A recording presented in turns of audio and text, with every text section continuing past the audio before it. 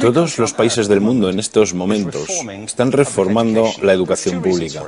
Existen dos razones para ello. La primera es económica. La gente está intentando resolver cómo podemos educar a nuestros niños para que ocupen su lugar en la economía del siglo XXI. ¿Cómo hacemos eso? Si ni siquiera podemos anticipar cómo será la economía al final de la próxima semana, como esta reciente crisis lo está demostrando. ¿Cómo hacemos eso? La segunda razón es cultural. Todos los países del mundo están intentando resolver cómo podemos educar a nuestros niños para que tengan sentido de identidad cultural, para poder legarles los genes culturales de nuestras comunidades y a la vez formar parte del proceso de globalización. ¿Cómo cuadramos ese círculo? El problema es que están intentando enfrentarse al futuro, a base de hacer lo mismo que en el pasado. Y en el proceso están alineando a millones de niños que no ven ninguna utilidad en asistir a la escuela. Cuando nosotros íbamos al colegio nos retenían allí con la historia de que si trabajábamos mucho y sacábamos buenas notas y luego estudiábamos un título universitario, tendríamos un trabajo. Nuestros hijos no se creen eso. Y hacen bien, por cierto. Es mejor tener una titulación que no tenerla, pero ya no es ninguna garantía. Y especialmente no lo es si el camino hacia ella marginaliza la mayoría de cosas que tú consideras importantes acerca de ti mismo. Hay gente que dice que hay que subir los estándares, que eso sería un avance. Ah, ¿sí? Sí, lo deberíamos hacer. ¿Y por qué ibas a querer rebajarlos? No me he encontrado con ningún argumento que me convenza para bajarlos. Pero subirlos, por supuesto que habría que subirlos. El problema es que el sistema educativo actual fue diseñado, concebido y estructurado para una era diferente. Fue concebido en la cultura intelectual de la Ilustración y en las circunstancias económicas de la Revolución Industrial. Antes de la mitad del siglo XIX no había sistemas educativos públicos. En realidad no. O sea, podrías estudiar con los jesuitas si tenías dinero, pero la educación pública, pagada con los impuestos, obligatoria para todo el mundo, gratuita y a la vuelta de la esquina, era una idea revolucionaria. Y mucha gente se opuso a ello. Decían, no es posible para muchos niños pobres que están en la calle beneficiarse de la educación pública. Son incapaces de leer y escribir. ¿Por qué perder tiempo con esto? Y también se asienta sobre una serie de suposiciones sobre la estructura social y la capacidad de las personas. Fue dirigido por el imperativo económico de aquel momento, pero a lo largo de todo ello se infiltró el modelo intelectual de la mente, el cual era esencialmente la idea que la Ilustración tenía sobre la inteligencia. La auténtica inteligencia consistía en cierta capacidad para el razonamiento deductivo y un conocimiento amplio de la cultura clásica. Se podría resumir en capacidad académica. Y esta idea está fuertemente enraizada en la reserva genética de la educación pública. El creer que hay dos tipos de personas, académicas y no académicas, y la consecuencia de eso es que mucha gente brillante se creen que no lo son porque han sido evaluados siguiendo este concepto de mente. Así que tenemos dos pilares gemelos, el económico y el intelectual. Y desde mi punto de vista, este modelo ha causado caos en la vida de mucha gente. Ha habido gente que se ha beneficiado maravillosamente de él, pero la mayoría de la gente no. En lugar de beneficiarse, sufren de esto. Una epidemia moderna, mal ubicada y también ficticia. Esta es la plaga del síndrome de déficit de atención e hiperactividad, TDAH. Este es un mapa de la incidencia del TDAH en Estados Unidos. El mapa de prescripciones médicas para el TDAH. No me malinterpreten. No quiero decir que el síndrome de déficit de atención no exista. Yo no tengo la formación necesaria para ello. Sé que la amplia mayoría de psicólogos y pediatras creen que sí, pero aún es un tema a debatir. Lo que sí me consta es que no se trata de una epidemia.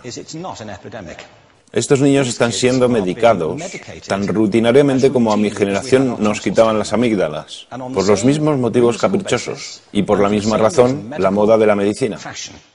Nuestros hijos están viviendo en el periodo más intensamente estimulante de la historia de la Tierra. Están siendo acosados con información y les están reclamando su atención desde todos los medios.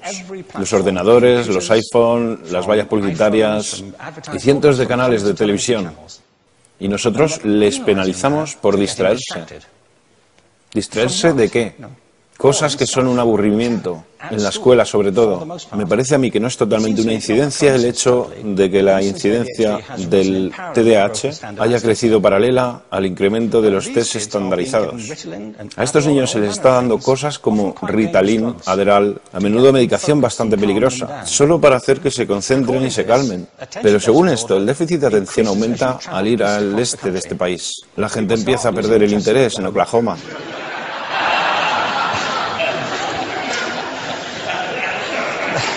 Ya casi no pueden pensar en Arkansas. Y para cuando llegan a Washington, lo han perdido completamente.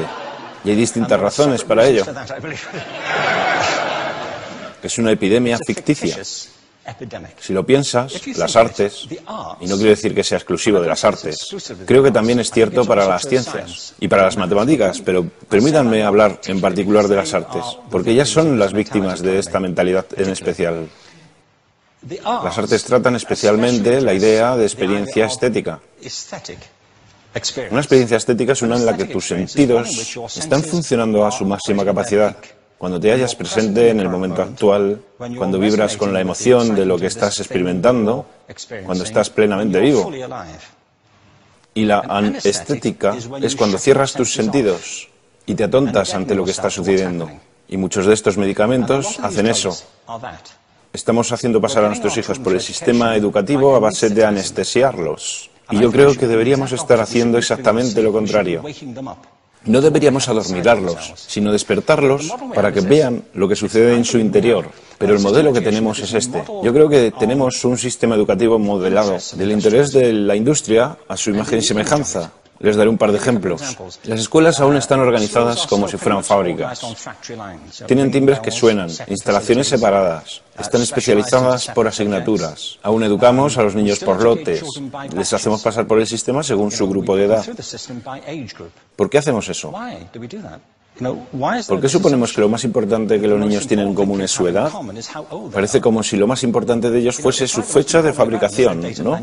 Bueno, yo conozco niños que son mucho mejores que otros niños de su edad en distintas disciplinas, o en diferentes momentos del día, o que son mejores en grupos pequeños, o en grupos grandes, o que simplemente trabajan mejor solos. Si te interesa el modelo de aprendizaje, no puedes empezar con esta mentalidad de cadena de montaje. Se trata esencialmente de una conformidad. Cuando ves el incremento de los exámenes estandarizados y de los currículos estandarizados, todo se basa en la estandarización. Yo creo que tenemos que ir justamente en la dirección opuesta. Esto es lo que quiero decir cuando hablo de cambiar el paradigma. Hay un estudio estupendo que se ha hecho recientemente acerca del pensamiento divergente. El pensamiento divergente no es lo mismo que la creatividad. Yo defino la creatividad como el proceso de tener ideas originales que tengan valor.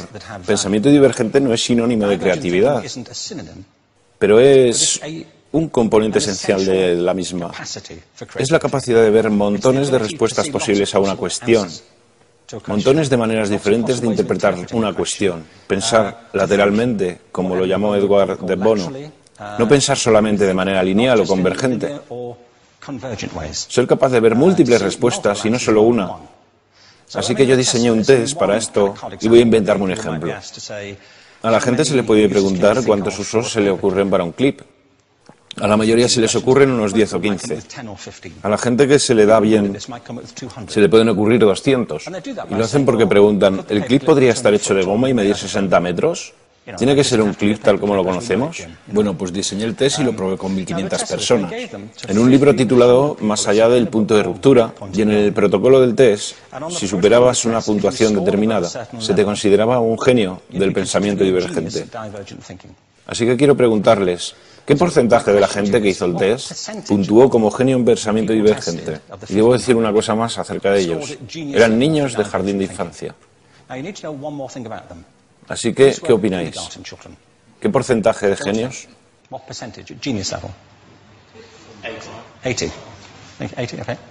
98%. Bueno, la cuestión es que era un estudio longitudinal, así que los mismos niños volvieron a hacer el test 5 años después, en edades entre 8 y 10 años. ¿Qué pensáis? ¿50%? Volvieron a hacerles el test otra vez, 5 años más tarde, cuando tenían entre 13 y 15 años de edad. Y se observa una tendencia, ¿no? Bueno, esto nos indica algo interesante, porque se supone que tendría que ser al revés, ¿no? Empiezas no siendo muy bueno, pero mejoras a medida que te haces mayor. Pero esto demuestra dos cosas. Una es que todos nosotros tenemos esta capacidad. Y la otra es que esta capacidad se deteriora en general. Muchas cosas les han pasado a estos niños durante su crecimiento, pero yo estoy convencido que lo que más les ha influenciado es que a estas alturas ya han obtenido una educación académica. Se han pasado 10 años en la escuela, oyendo que solo hay una respuesta correcta. Esta es la parte de atrás del libro, pero no la mires. Y no copies, porque eso es engañar. Fuera de las escuelas, a eso se le llama colaboración. Esto no sucede porque los docentes así lo quieran. Es simplemente porque sucede así. Es porque se halla presente en la reserva genética de la educación. Tenemos que pensar de forma diferente acerca de la capacidad humana. Tenemos que superar esta vieja idea acerca de lo académico y lo no académico, lo abstracto, lo teórico, lo vocacional, y empezar a verlo como lo que es, un mito.